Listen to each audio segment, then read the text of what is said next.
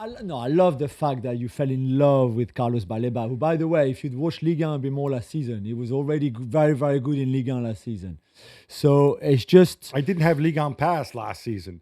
I had to rely on whatever crappy broadcaster had to write last two year. seasons ago even. But I love the fact that you're highlighting him, not just for this game because he was very good when he came on halftime, but also we mentioned him before after the Chelsea game, albeit Brighton got I'm not slaughtered. claiming I discovered him. No. I do think it was weird that they dropped him.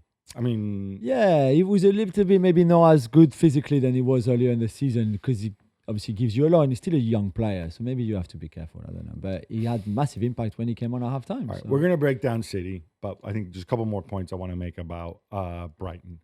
One is that guy JP Van Hecke has got to be one of the most unpleasant people to play against, and I say this in a good way.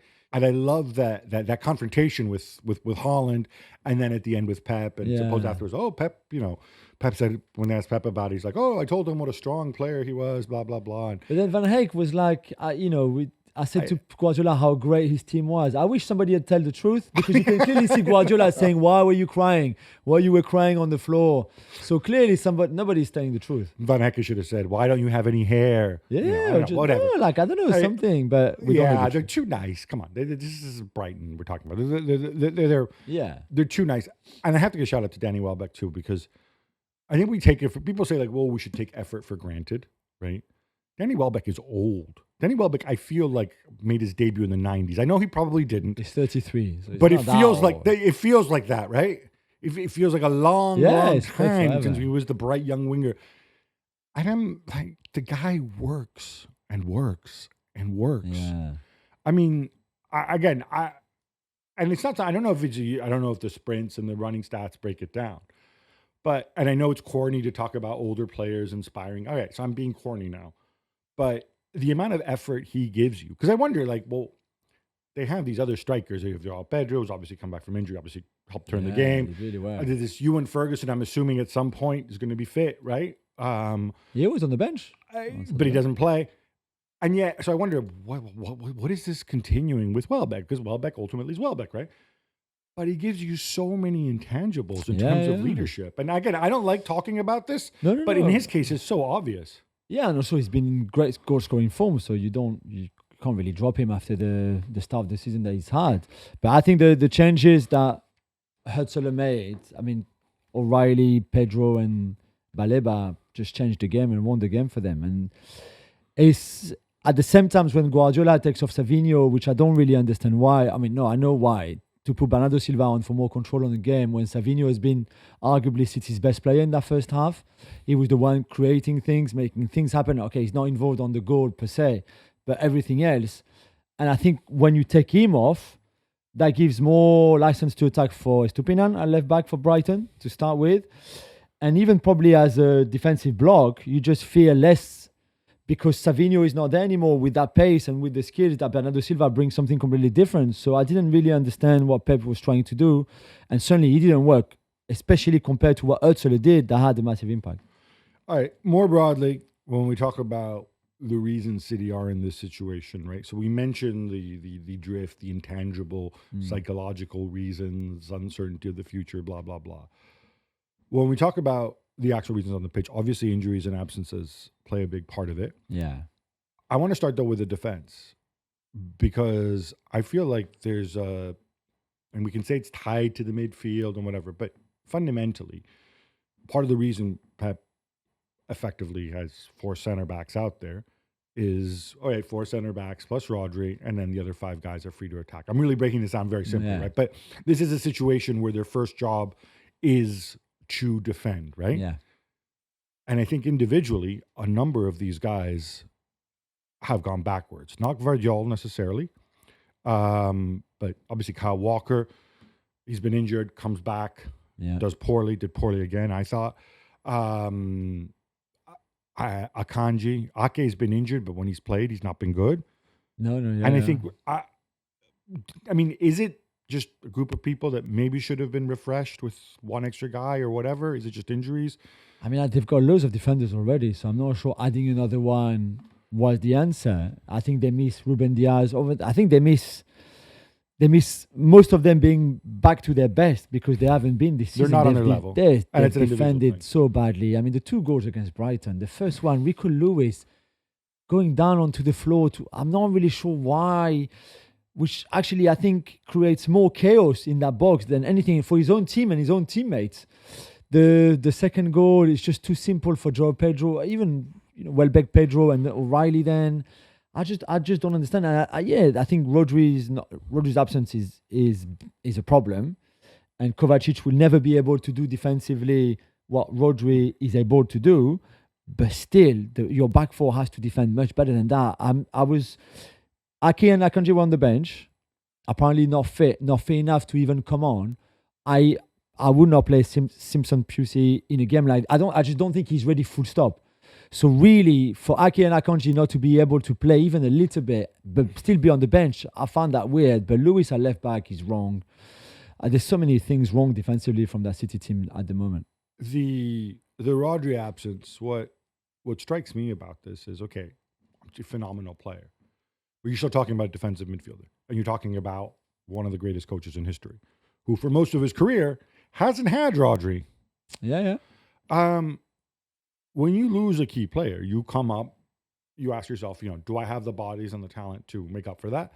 And can I come up with a system? And I could argue that over time, not specifically in the Brighton game, but between Lewis, between Kovacic, and Gundogan, you can, who, by the way, were Kovacic, he signed a year ago. Gundogan, obviously, he brought back. Yeah. If you needed a different profile, a guy who just runs around and wins the ball, you could have got one of those. You have 3 people that between them, maybe you need 2 midfielders, maybe you need a center back stepping up, whatever it is, you can come up with a system. Like, it can't just be Rodri's absence that explains this massive drop in performance.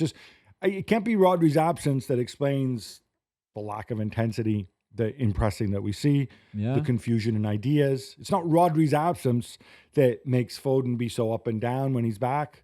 No, true, but he's still he's still a key player. And I think losing him has an impact on you. I wonder if Stones had been fit and Akanji had been fit. Well, certainly Akanji more and Stones from the start of this season pretty much.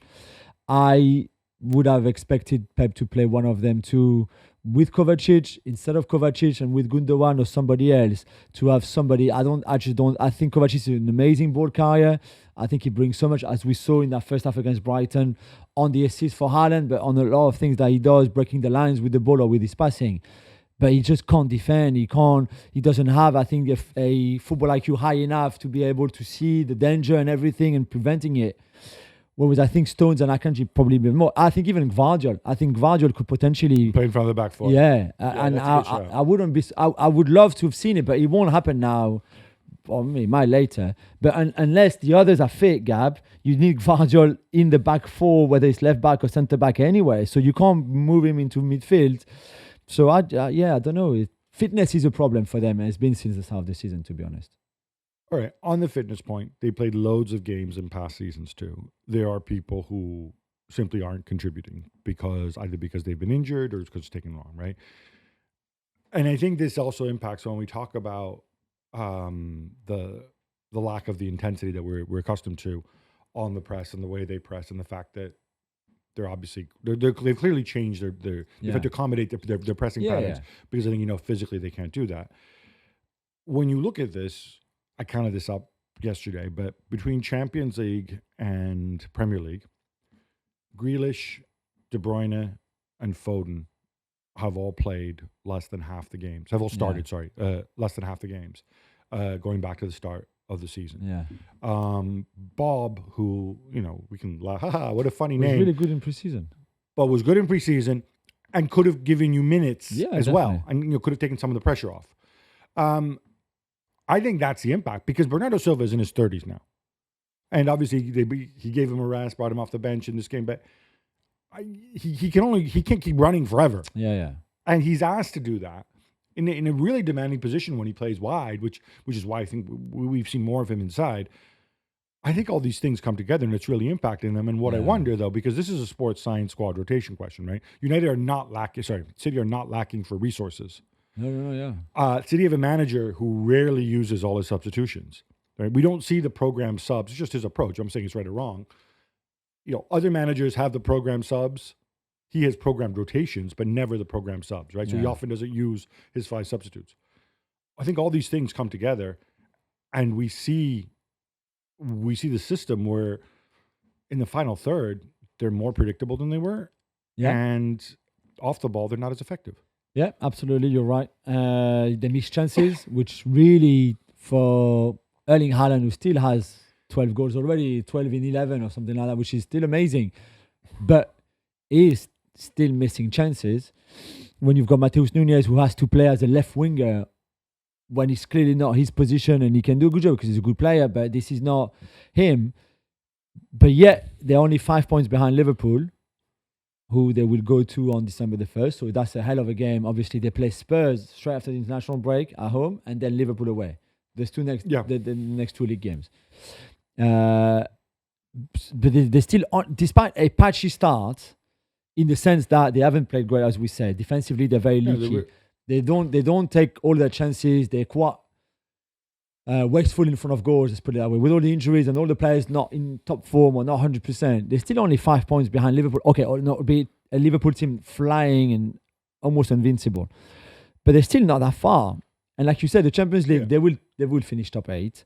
So I still find they're in a good place. Funnily enough, despite everything we've just said, because at some point the injured players are going to come back. People are going to be fully fit again, 100%, and they're going to go again. And then God knows what can happen. I think what he needs to do, though, is he cannot those 2 games are huge, right? Obviously Spurs and especially Spurs, against whom they do not have a good record, and Liverpool. One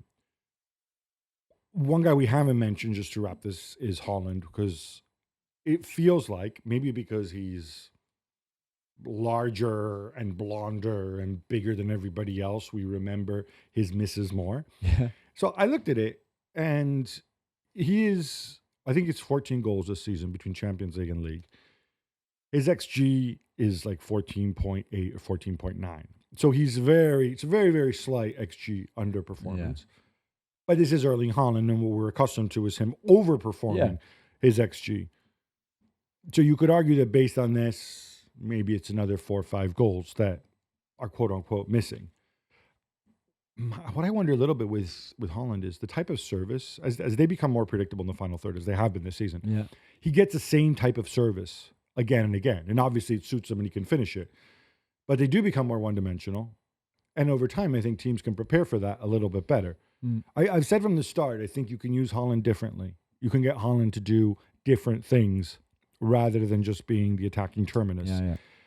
And again, I wonder if this is something that Pep's gonna think about in over this international break.